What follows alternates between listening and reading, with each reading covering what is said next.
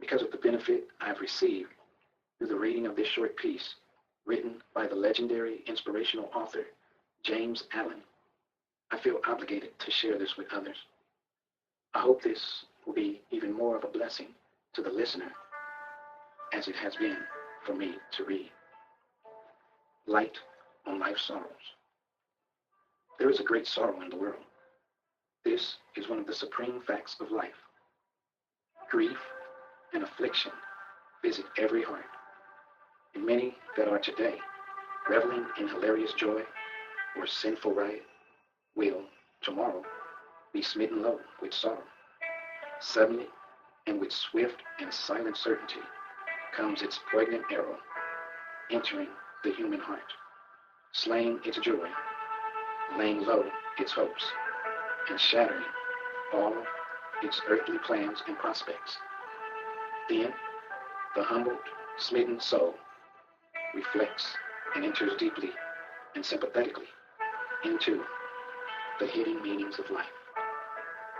In the dark times of sorrow, men approach very near to truth, when in one brief hour, the builded up hopes of many years of toil fall like a toy palace, and all earthly pleasures burst and vanish like pretty bubbles in the glass. Then, the crushed spirit, bewildered, tempest-tossed, and without a refuge, gropes in dumb anguish for the eternal, and seeks its abiding peace. Blessed are they that mourn, said the teacher of righteousness of the West. And the teacher of the East declared that where there is great suffering, there is great bliss. Both these sayings express the truth that sorrow is a teacher and a purifier. Sorrow is not the end of life, though it is, in its consummation, the end of the worldly life.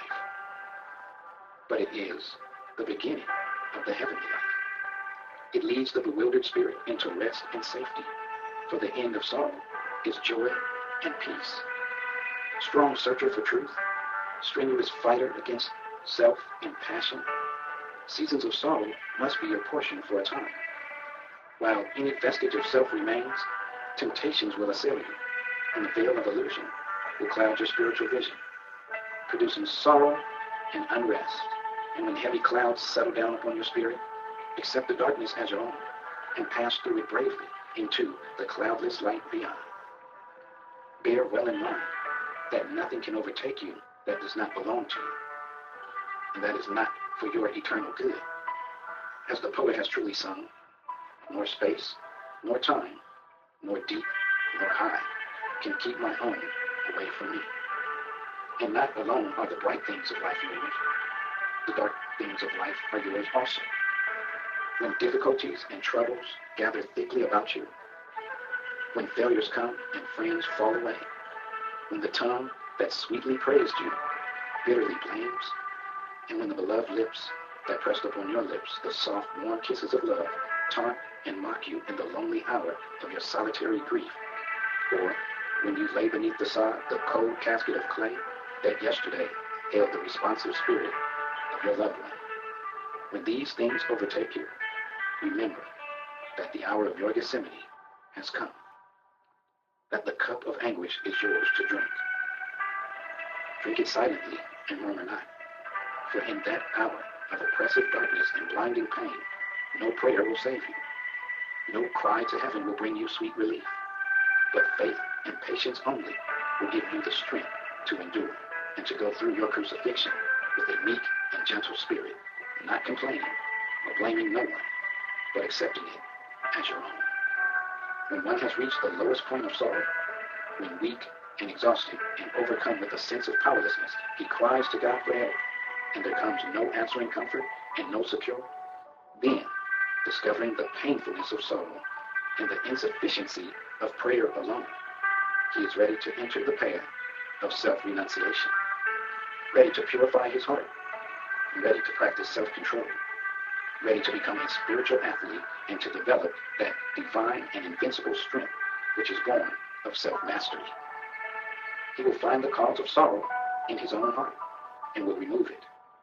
He will learn to stand alone, not craving sympathy from any, but giving it to all, not thoughtlessly sinning and remorsefully repenting, but studying how not to commit sin.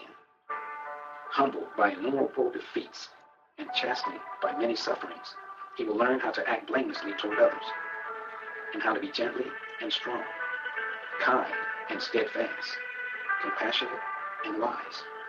Thus, he will gradually rise above sorrow, and at last truth will dawn upon his mind, and he will understand the meaning of abiding peace. His mental eye will open to perceive the cosmic order. He will be blessed with the vision of the law, and will receive the beatific bliss. When the true order of things is perceived, sorrow is transcended. When the contracted personal self, which hugs its own little fleeting pleasures and broods over its own petty disappointments and dissatisfactions, is broken up and cast away, then the larger life of truth enters the mind, bringing bliss and peace, and the universal will takes the place of self. The individual becomes one with humanity. He forgets self in his love for all, and his sorrow is swallowed up in the bliss of truth. Thus, when you have, by experience, entered completely into the sorrow that is never lifted from the heart of mankind, when you have reaped and eaten all the bitter fruits of your own wrong thoughts and deeds, then divine compassion for all suffering beings will be born in your heart, healing all of your wounds and drying all of your tears. You will rise again into a new and heavenly life where the sting of sorrow cannot enter, for there is no self there.